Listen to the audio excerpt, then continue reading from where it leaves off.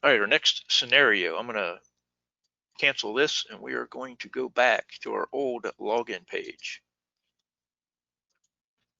So let's say we have a user that is trying to migrate and they're doing the right steps, they're on the right page, and they put in their username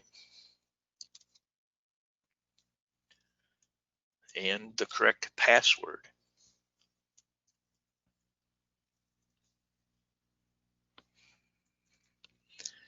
And select login, and they get this message, account locked. Your account has been temporarily locked. Please contact your local agency administrator to unlock your account. So if you see this message, what you need to do is talk to your local system administrator and have them perform this action. I'm going to go into this particular account and we will go through the steps of what they need to do to help you out here.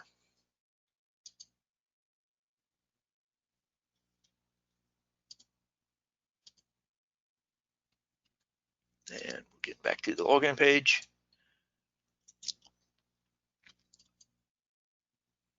So here's what the steps your system administrator has to take.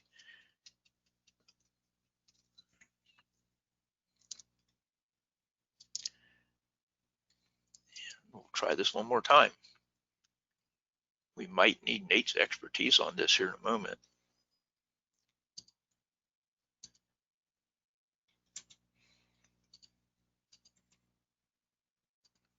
We call those demo demons.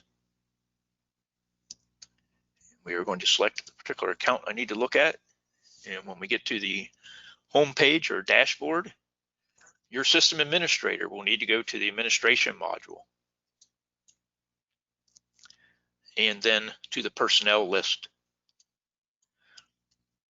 Find you on the personnel list and access your record. And the next thing that they need to do is go to the security tab, and you can see at this top section, the status of this user is locked due to inactivity. So you've exceeded the time frame established in a particular account, and it can be established from 1 month to 12 months. If you don't access the account in that time frame, you're going to get locked out. Your system administrator will then select to unlock that user. And we're going to save this page just to make sure. And now, if I go back to the login page, I should be able to go through that process of, in this particular case, I have to create a new username, password, and then if you haven't done this migration process, bookmark that new ER homepage.